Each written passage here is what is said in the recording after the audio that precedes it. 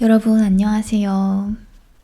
저번 영상을 올린 게 전 진짜 엊그제인 줄 알았거든요. 제가 근데 벌써 9일이 됐더라고요. 9일 사이에 되게 많은 일이 있었고 좀 되게 바쁘게 지내느라고 9일이나 지났나 몰랐는데 어쨌든 시간이 참 빠르게 지나가는 것 같습니다. 벌써 12월이기도 하고 여러분 모두 2023년 마지막 한 달을 잘 보내시길 바랍니다. 이런 말은 뭐 영상 말미에 하면 더 좋을 것 같긴 한데 어쨌든 저번 영상을 되게 좋아해 주셨어요. 그래가지고 역시 유용하고 여러분이 들으셨을 때 흥미로운 이야기를 해드려야겠다라는 생각을 하게 됐습니다. 오늘은 그런 의미로 또 다른 영상을 준비해봤는데요. 바로 제가 외국에 살면서 정말 한국이 그리워지는 순간들 탑3를 이야기해보려고 합니다.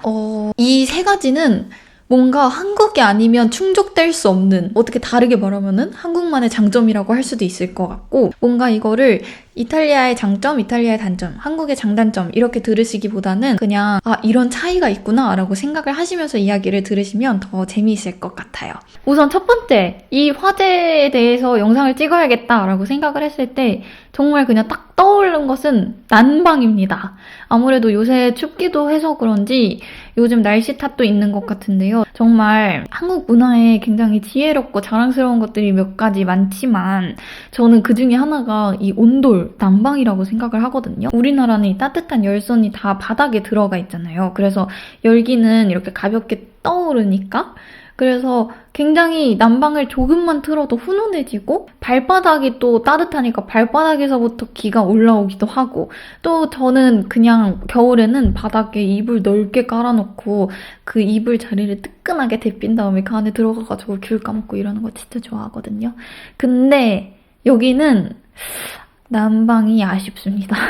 여기는 난방이 라디에이터예요. 라디에이터라는 단어 자체를 저는 여기 와서 처음 들어서 이 발음이 맞는지도 모르겠어요. 라디에이터인데 저 같은 경우에는 이거 타이머 설정을 해놓고 타이머가 되면은 얘가 그냥 거기가 따뜻해지거든요. 근데 사실 이게 무슨 큰 의미가 있나 싶긴 해요. 왜냐면 라디에이터가 저는 거실에 하나, 화장실에 하나, 제 침실에 하나가 있는데 그게 따뜻해지면은 안 틀은 것보다 낫기는 한데 진짜 계속 틀어놔야 공기가 훈훈해져요. 약간 저처럼 타이머를 걸어놓고 하는 거는 사실 큰 효과가 있는지는 모르겠다. 그래서 추위를 굉장히 많이 타는 사람으로서 조금 난방 아쉽다라는 생각이 듭니다. 근데 또 이탈리아 친구들한테 이 난방 이야기를 해보니까 요즘에 신식 집들은 이탈리아도 아래에다가 이렇게 열선 넣는 난방 시스템을 매립할 수 있다고 해요. 근데 그거는 아무래도 돈이 조금 더 들기도 하고 근데 막 그런 거를 비교를 해봤을 때 우리나라는 꼭 비싼 집에만 그게 옵션으로 들어가 있지는 않잖아요. 이제 저 막 20대 초반 때 친구들 자취방에도 자주 놀러가고 하면은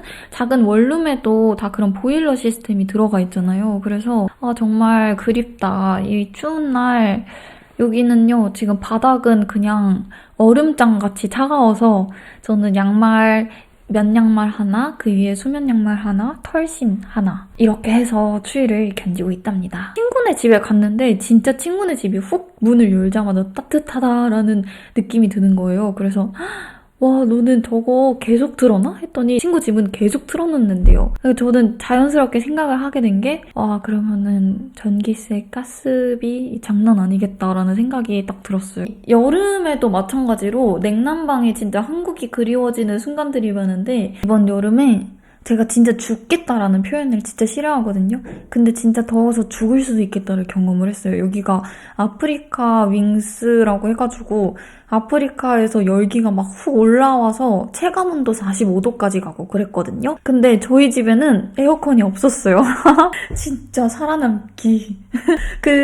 이탈리아 뿐만 아니라 이건 유럽이 그런 걸로 알고 있는데 건물 자체의 구조가 실외기 설치가 불가능한 건물들이 있어요. 그래서 제가 지금 약간 옹기종기 모여 사는 그런 빌라 같은 데에 살고 있는데 그냥 저희 이 건물 자체에는 에어컨이 없거든요. 그래가지고 에어컨을 설치하려고 집주인 아주머니께 여쭤봤는데 안타깝게도 그 집은 에어컨 설치가 안 된단다, 달링 하셔가지고 저도 그렇고 고양이들도 그렇고 막 얼음팩 겨드랑이에 껴놓고 고양이들 막 등에다가 붙여주고 해서 버틴 기억이 있는데 그럴 때 정말 그냥 다 짐 싸들고 한국 가고 싶다 라는 생각을 불쑥불쑥 했었던 것 같아요. 그 다음으로 말씀드릴 거는 이거는 그냥 유럽에 살고 계신 모든 분들이 이 부분을 보시면 공감을 할 수밖에 없으실 것 같아요. 바로 소비자로서 편리한 삶을 영위할 수 있는 그런 순간들이 그립습니다.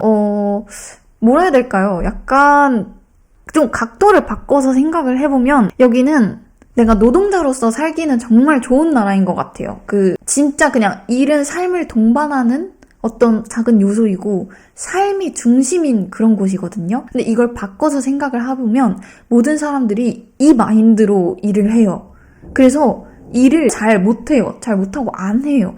진짜 막 노동자로서는 좋을 때가 많아요. 막 커피 서빙이 늦었어 해도 막 내가 사과하고 이럴 거 필요 없이 그냥 손님이 다 기다려주고 내가 뭐 혹시 사과를 한다 해도 손님이 막 진짜 웃으면서 아니야 미안하긴 뭐가 미안해 나 시간 많아 막 이렇게 기다려주는 문화여서 일할 때는 좋은데 근데 내가 소비자의 입장이 돼 보면은 그냥 진짜 이 빨리빨리 마인드와 막 이 답답해하는 이 모든 거를 집어 던져야지 살 수 있습니다.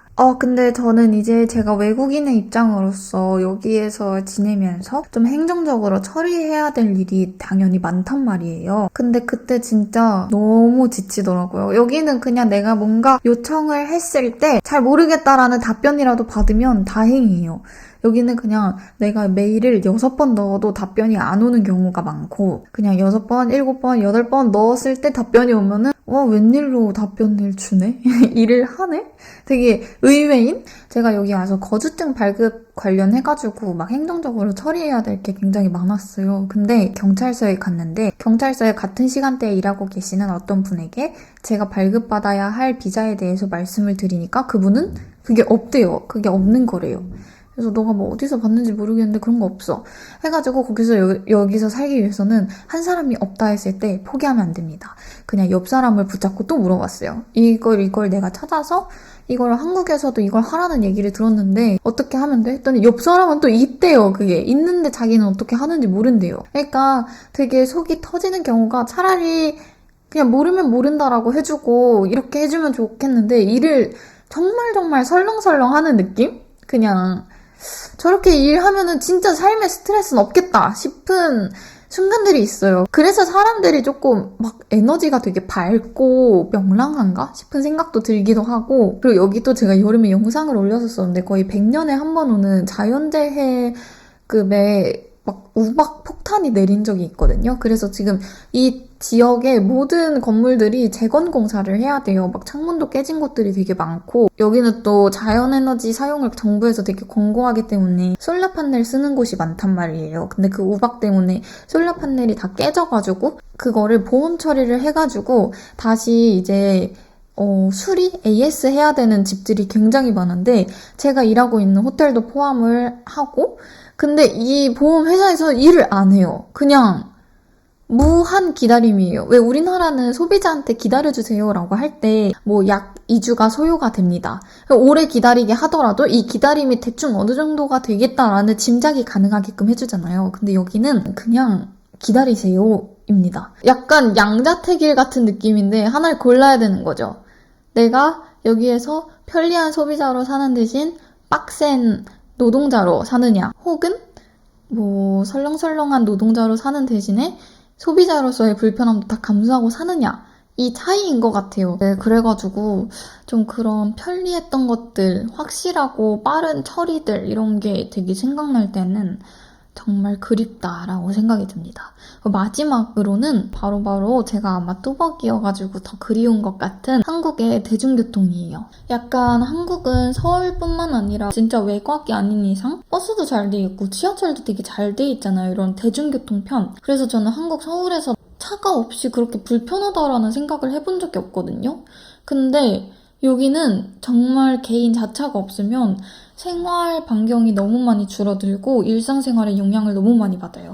이탈리아는 자타공이 문화유산이 정말 세계적으로 가장 풍부한 그런 나라잖아요. 그래서 그런지 여기는 지하철을 깔라고 땅을 파면은 유물이 나오는 그런 나라래요. 그래서 이 유물이 나왔으니까 또 뭐 인류학자, 고고학자에게 이렇게 해가지고 연구를 하고 올스톱이 되고, 그래서 여기 막혔으니까 여기를 파자 해가지고 여기를 팠는데 여기도 또 뭐가 나오고, 이런 식으로 하는 역량들 때문에 지하철도 물론 도시마다 케바케긴 해요. 밀라노 같은 경우에는 지하철이 그래도 잘 돼 있는 편이고, 뭐 토리노도 지하철 잘 돼 있다고 들었고, 큰 도시들은 잘 돼 있기는 한데 우리나라만큼 그 대중교통 네트워크가 이렇게 전역적으로 편리하게 깔려있지는 않습니다. 그러면은 아마 이 이야기를 들으시면 그럼 버스 타면 되잖아 라는 생각을 하실 거예요. 근데 버스도 우리나라랑 정말 달라요. 우리나라 같은 경우에는 카카오맵이나 구글맵 같은 걸로 버스 예상 대기시간, 배차 간격을 확인을 하면은